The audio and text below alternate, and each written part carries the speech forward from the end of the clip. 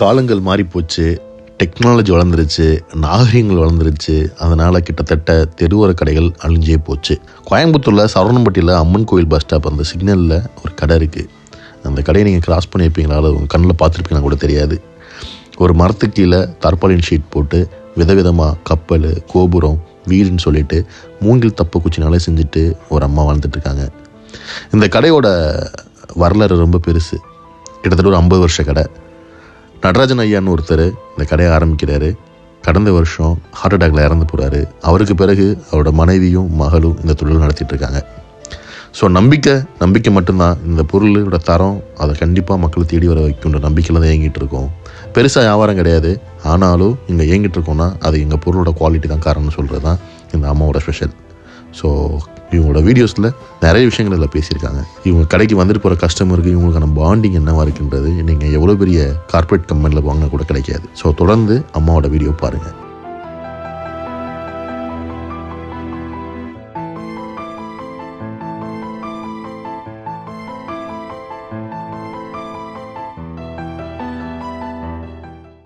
வணக்கம் ஃப்ரெண்ட்ஸ், நான் உங்கள் புகாரி. நீங்கள் எங்கே இருக்குன்னா கோயம்புத்தூரில் அம்மன் கோயில் பஸ் ஸ்டாப்பில் உள்ள ஒரு கடையில் இருக்கேன். இந்த ஏரியா கடை, இந்த கடைக்கு வந்து பேர் என்ன, கப்பல் தாத்தா கடைன்றது அந்த கடை பேர். அதாவது முழுக்க மூங்கில் பொருட்களை வச்சு கைவினை பொருட்களை செஞ்சுட்டு இருந்தாங்க. நடராஜன் ஐயா தான் பண்ணிட்டு இருந்தாங்க. ஸோ சமீபமாக அவங்க தவறிட்டாங்க. அவங்களுக்கு பிறகு அவங்க மனைவி வந்து வேலை பண்ணிட்டு இருக்கிறாங்க. ஸோ இப்போ நம்ம பொதுவாக ஒரு கடைக்கு போனால் என்ன பண்ணுவாங்கன்னா, பொருளை டச் பண்ணாதீங்க, உடஞ்சி போயிடுவாங்க. ஆனால் உங்கள் கடையில் ஃப்ளெக்ஸில் என்ன வச்சுப்பாங்கன்னா, வாங்க வந்து பொருளை பாருங்கள், எடுத்து பாருங்கள், இப்போ வாங்காட்டி பரவாயில்ல, அதை பார்த்து ஃபீல் பண்ணுங்கன்ற மாதிரிலாம் வாசனை கொடுப்பாங்க. அதுதான் இவங்க கடையோட பெரிய ப்ளஸ் பாயிண்ட்டு. ஸோ நடராஜன் ஐயா வந்து கிட்டத்தட்ட ஒரு 65 வயசு இருக்குங்களா ஐயாவுக்கு? 68 வயசு, இறந்துட்டாங்க. சமீபத்தில் தான் இறந்துருக்காங்க. ஸோ கிட்டத்தட்ட ஒரு 40 வருஷத்துக்கு மேலே வந்து இந்த தொழில் பார்த்தவர். இது கடையெல்லாம் கிடையாது, நீங்கள் மரத்தடியில் தான் ஒரு சின்ன பெட்டி வச்சு முழுக்க மூங்கில் பொருட்களான அந்த கைவினை பொருட்களை செஞ்சிட்ருக்காங்க. தூக்கி போட உடையாது இல்லைங்களா? ஒன்றும் ஆகாதுங்க. ஸோ பாருங்க, நம்ம கடையில் வாங்குற பொருள்லாம் ப்ராப்பராக இருக்காது. ஆனால் இவங்க செய்கிற இந்த மூங்கில் பொருட்கள் இன்றைக்கி இதை வாங்குறதுக்கு ஆட்கள் இல்லாமல், ஆனால் இந்த தொழில் மட்டுமே நம்பி தான் இயங்கிட்டு இருக்கிறாங்க. ஸோ அம்மா பேர் வந்து அமரதீபம் நடராஜன் ஐயா மனைவி இவங்க. ஸோ இன்றைக்கி இந்த தொழிலில் பெருசாக வருமானம் இல்லாட்டியும் இந்த தொழிலை மட்டும்தான் நம்பி வாழ்ந்துட்டு இருக்காங்க. நீங்கள் கோயம்புத்தூர் எங்கே இருந்தாலும் நீங்கள் தாராளமாக அந்த கடைக்கு வந்து வாங்கலாம். ஸோ அவங்களோட அந்த ஜேர்னி பற்றி தான் பேச போகிறோம். ஸோ தொடர்ந்து சேனலை பாருங்கள், சப்ஸ்கிரைப் பண்ணுங்கள். வணக்கம்மா. வணக்கங்க. எப்படி இந்த தொழில் உள்ளே வந்தீங்க? இது வந்து எங்கள் வீட்டுக்காரோட அப்பா சொல்லி கொடுத்தாருங்க. மாமனார்? ஆமாங்க, மாமனார் சொல்லி கொடுத்துட்டு அவர் அப்படியே நல்லா பழகிட்டாருங்க. பழகிட்டு அப்புறம் பிள்ளைகளுக்கெல்லாம் கற்றுக் கொடுத்தாரு. இது வந்து புது மூங்கில் எடுத்தோம்னா அது வந்து பூச்சாயிரும். புது இது பழைய மூங்கிலுங்க. வீடு பிரித்தோம்னா அந்த மூங்கிலாம் காசு கொடுத்து நாங்கள் வாங்கிக்கிறது. வாங்கி மிஷினுக்கு வாங்கி அறுத்து இந்த மாதிரி செதுக்கி இந்த மாதிரி வீடெல்லாம் செஞ்சு நாங்கள் கொடுத்துருப்போம். அவர் இருக்கும்போது நல்லா வியாபாரம்னு ஆச்சுங்க. இப்போ அவர் இறந்து விட்டு வியாபாரம் இல்லைங்க. இப்போ வந்து பொண்ணு எனக்கு செஞ்சு கொடுக்குது. இவர் வந்து கடையை விடக்கூடாது அப்படின்னு ஏற்கனவே சொல்லியிருந்தாருங்க. அந்த கடையை விடாதீங்க, தொழில் இதை வந்து அப்பா தொழிலும் விடக்கூடாது அப்படின்னு சொல்லுவோம். பொண்ணு எல்லாம் செஞ்சு கொடுக்குது. சின்ன பொண்ணு வந்து ஸ்கூல் லீவுக்கு வந்தால் எல்லாம் செஞ்சு கொடுக்குறாங்க. நான் வந்து உட்காந்து வியாபாரம் பண்ணியிருக்கேன். இப்போ அவர் இறந்து விட்டு இப்போ வியாபாரம் இல்லைங்க. அப்புறம் நிறைய பேர்லாம் வந்து வாங்குறாங்க, கல்யாணத்துக்கு கிஃப்ட்டு கொடுக்குறாங்க, வீடு புண்ணிய சென்னைக்கு எல்லாம் வந்து வாங்குறாங்கங்க. இப்போ உங்கள் கடையில் ஒரு வாசகம் வச்சுருக்கீங்க, இப்போ வாங்காட்டி பரவாயில்ல, எடுத்து பாருங்க அப்படின்ட்டு. எதனால அந்த வாசகம் வருது? இது வந்து கண்ணாடியில் ஒன்றும் செய்யலைங்க. இது வந்து கண்ணாடி பொருள் இல்லைங்க. இது வந்து மூங்கிலுங்க. மூங்கில நாங்கள் இந்த மாதிரி கை பொருள் செஞ்சுருக்கோங்க. இது வந்து ஒன்றும் ஆகாது, கீழே போட்டாலும் இப்படியே உடையாதுங்க, ஒன்றும் ஆகாது. நீங்கள் எப்படி ஐயா உங்களுக்கு கற்றுக் கொடுத்தாருங்களா, நீங்கள் கற்றுக்கிட்டீங்களா? எப்படி ஐயா செய்யும்போது நாங்கள் அந்த பிள்ளைங்கள்லாம் செய்யும்போது நான் பார்த்துட்டு நானும் இப்போ அப்படியே கற்றுட்டு இருக்கிறேங்க. ஓகே.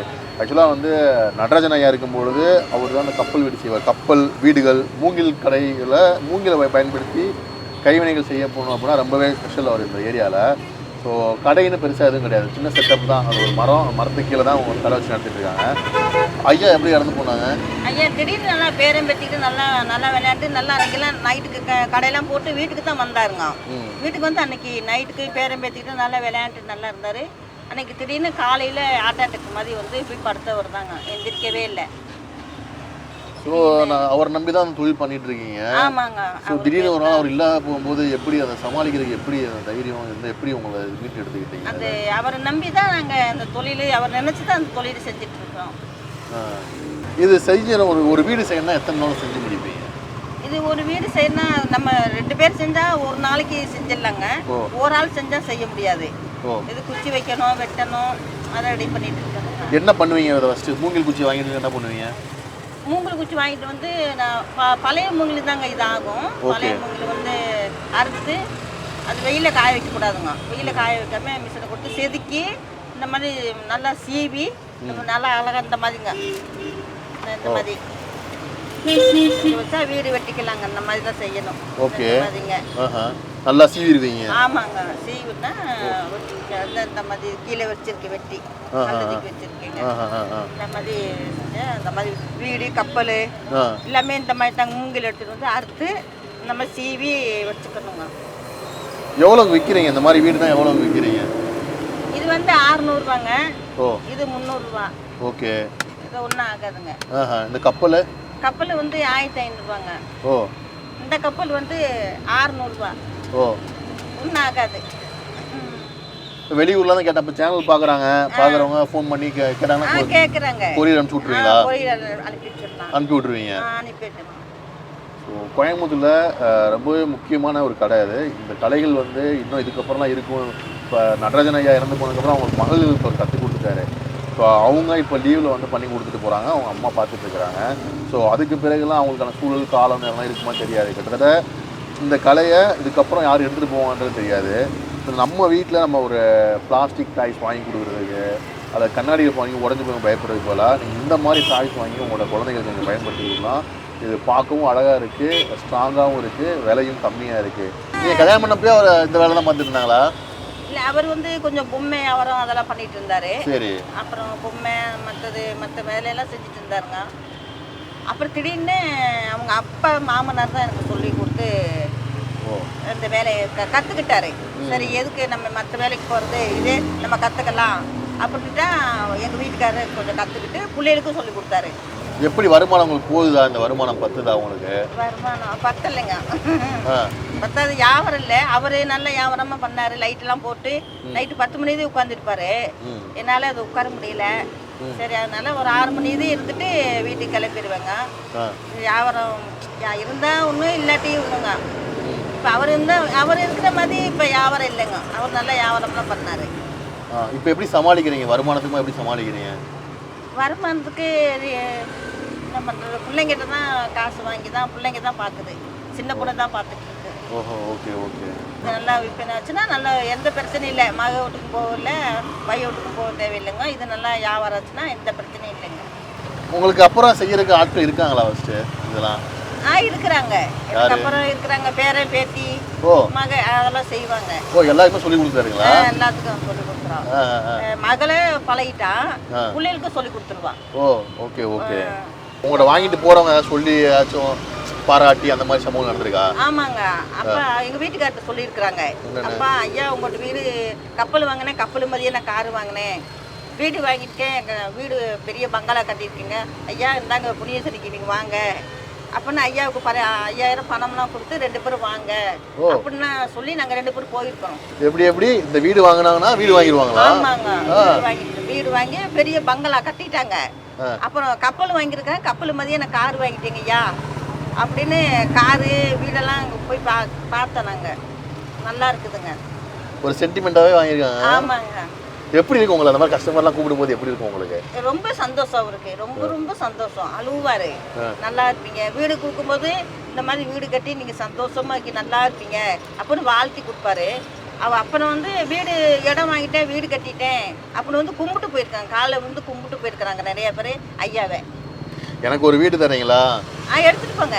இந்த வீடு இல்ல, வீடு கட்டிக்கிறதுக்கு கண்டிப்பா வந்து உங்களுக்கு சந்தோஷமா பெரிய வீடு கட்டி நல்லா இருப்பீங்க. நான் கண்டிப்பா உங்களை அப்படி வீடு கட்டினா உங்களை பால் காய்ச்சலுக்கு கூட்டு போறேன். சரிங்க, எடுத்துட்டு போங்க. சந்தோஷமா நீங்க வாங்கிட்டு போங்க. நிஜமா எனக்கு நீங்க சொல்லும் போது எனக்கு ஒரு மாதிரி புல்லரிக்குது எனக்கு. அப்பனை வாங்கிட்டு நல்லா அழுதுதான் நல்லா சாமி நினச்சி கும்பிடுவாருங்க. காளி தாயே அப்படின்னு எந்த நேரமும் காளி தாயை தான் கும்பிடுவாருங்க.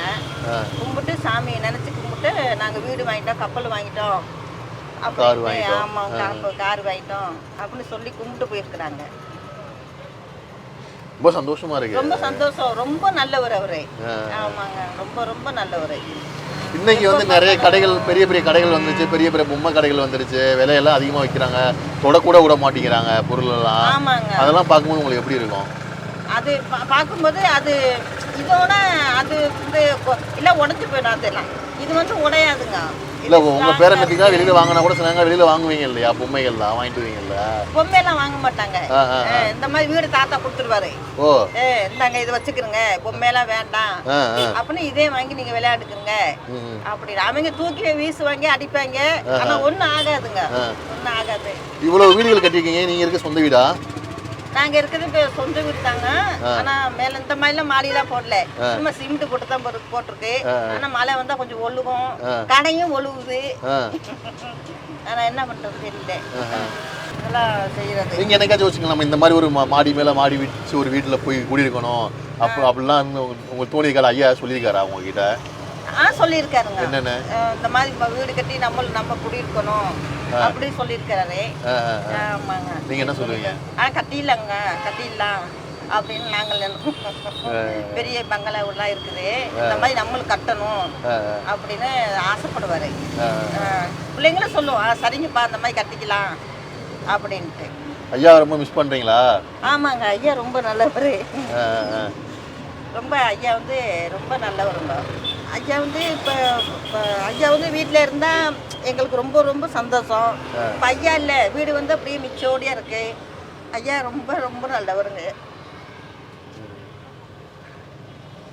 அதாவது வீட்டிலே இருக்க மாட்டாங்க, வீட்டில் இருந்தால் ஐயா என்னென்ன வந்துடும். அதனால இந்த வந்து கடையில் வந்து உட்காந்துக்கிறதுங்க. ஓ, நீங்கள் லவ் மேரேஜா? நீங்கள் இல்லைங்க, அரேஞ்ச் மேரேஜ். பொண்ணு பார்த்துட்டு இந்த பொண்ணு தான் எனக்கு வேணும், பொண்ணு நான் கட்டிக்கிறேன் அப்படின்னாரு. பொண்ணு பார்த்துட்டு ரொம்ப பிடிச்சி போச்சு அவருக்கு. அப்போ அரேஞ்ச் மேரேஜ். எத்தனை வருஷம் ஆச்சு கல்யாணம் உங்களுக்கு? 40 வருஷம் ஆயிடுச்சு. நீங்கள் வந்ததுக்கப்புறம் தான் இந்த கடையை போட ஆரம்பிச்சாரா? ஆமாங்க. 2 பேரும் இந்த கடையில் சரியான பிள்ளைலாம் இருந்துச்சு. இல்லை 2 பேரும் வெட்டி இந்த கடையை போடுறோம். வீடு உங்களுக்கு? வீடு உள்ளே இருக்குதுங்க, அந்த அரசு மட்டத்துக்கு. சரி சரி. பிள்ளைங்களை படிக்க வச்சதெல்லாம் இதில் இருந்தால் வந்து வருமானம்? ஆமாங்க, இந்த இதே தான். பிள்ளைங்க காலேஜ் படித்தது, பிள்ளைங்களை வளர்த்ததெல்லாம் இது தான். ஆமாங்க, இந்த வருமானம் தான். ஐயா அந்த வேலையை எந்த அளவுக்கு நேசிச்சாரு? ரொம்ப ரொம்ப நேசிச்சாருங்க. ரொம்ப ரொம்ப பிள்ளைகளுக்கு சொல்லி கொடுத்தாரு, இந்த தொழிலை விட்டுறாதீங்க அப்படின்னு. அந்த வீடை வாங்கி அப்படியே முத்தம் கொடுப்பாரு. இந்த வீடை எடுத்து அப்படியே அழகாக முத்தம் கொடுத்து, அழகா இருக்கு பாரு, இப்படி செஞ்சு பார்த்துட்டு இந்த வீடு பாரு அழகா இருக்கு அப்படின்னு சொல்லி சொல்லி காமிப்பாரு. அழகா இருக்கு அப்படின்ட்டு. நிஜமாவே அழகா தான் இருக்கு. ஆமாங்க, அழகா இருக்கு அப்படின்பாரு. ஒரு மெஷின்ல பண்ண மாதிரி இருக்கு. கையில. ஆமாங்க, இது நம்ம மிஷின் மூங்கிலும் மிஷினா இருக்கிறது, கையில தான் செதுக்கி இந்த மாதிரி கொண்டு வரணுங்க. ஸோ வேற எங்கேயும் வெளியிலாம் போறது இல்லை, ஒரு கடை மட்டும்தான். ஆமாங்க, கடை மட்டும்தான். ஐயா அவர் இருந்தா கொஞ்சம் வெளியெல்லாம் போவாரு, என்னால எங்கேயும் கொண்டு போக முடியாது. சரி அப்படின்ட்டு நான் இந்த கடையே பார்த்துக்கிறேங்க. பொதுவாக நம்ம ரோட் சைடு வெண்டர்ஸ் நிறைய பேர் நம்ம பார்த்துருக்கோம், நிறைய பேர் சந்திச்சிருக்கிறோம். ஒவ்வொருத்தவங்களும் நிறைய போராட்டங்களுக்கு பிறகு தான் அந்த தொழிலை ரன் பண்ணிட்டு இருக்காங்க. ஸோ இந்த மாதிரியான நபர்கள் வந்து இனிமேல் நம்ம பார்க்குறது இன்னும் ஒரு 5 வருஷம் கழிச்சு 10 வருஷம் கழிச்சு பார்க்கலாம் ரொம்பவே கஷ்டம்.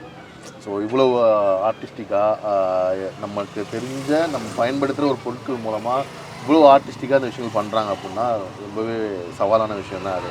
ஸோ தன் கணவர் இறந்ததுக்கு அப்புறமும் தொடர்ச்சியாக அந்த வேலையை எடுத்துகிட்டு போகிறாங்க. ஆனால் இவங்களுக்கு அப்புறம் அந்த வேலையை யார் எடுத்துகிட்டு போவாங்கன்றது ரொம்ப பெரிய கேள்விக்குறி தான் பார்க்குறாங்க. ஸோ நிறைய வீடுகள் செஞ்சு கொடுத்துருக்கேன். வீடு வாங்கிட்டு போனவங்க சொந்தமாக வீடு கட்டியிருக்காங்க, கப்பல் வாங்கிட்டு போனவங்க சொந்தமாக கார் வாங்கியிருக்காங்கன்னு சொல்லும்போது அவ்வளோ சந்தோஷத்தை உணர்ந்தாங்க இல்லையா? ஸோ இதுதான் இவங்களோட வெற்றியாக நான் பார்க்குறேன். ஸோ நீங்கள் கோயம்புத்தூரில் இருந்தாலோ அல்லது வெளியூரில் இருந்தாலோ கண்டிப்பாக நீங்கள் கோயம்புத்தூர் வரும்போது இங்கே அதாவது சரணம்பட்டி போகிற வழியில் அம்மன் கோயில் பஸ் ஸ்டாப்பில் ஆரியாஸ் போகிறதுக்கு முன்னாடி இந்த கடை வச்சுருக்காங்க. கண்டிப்பாக உங்களுக்கு இந்த பிடிக்கும், நீங்கள் உள்ள விசிட் பண்ணுங்கள். உங்களுக்கு இந்த வீடு இந்த மாதிரி ஐட்டம்ஸ் உங்களுக்கு ரொம்ப பிடிக்கும். ஸோ கண்டிப்பாக அவங்களுக்கு சப்போர்ட் பண்ணி நம்புகிறேன். நான் எனக்கும் இந்த வீடு கொடுங்க, நானும் ஒரு வீடு கட்டினேன்னா கண்டிப்பாக உங்களை வந்து சரிங்க. பால் காய்ச்சல் கூட்டிகிட்டு போகிறேன் ஆ நான். சரிங்க, சந்தோஷமா ரொம்ப நீங்கள் எடுத்துக்கிறேங்க. ரொம்ப நன்றிங்கம்மா. ஆமாம். ஸோ நான் எனக்கு இந்த வீடை எடுத்துக்கிறேன் நான். இந்த வீடு கூட நான் சின்ன வீடாக கூட நான் எடுத்துக்கிறேன் நான். சரிங்க, எடுத்துக்கிறேன். சரிங்கம்மா, ரொம்ப நன்றிங்கம்மா. ஆ சரிங்க.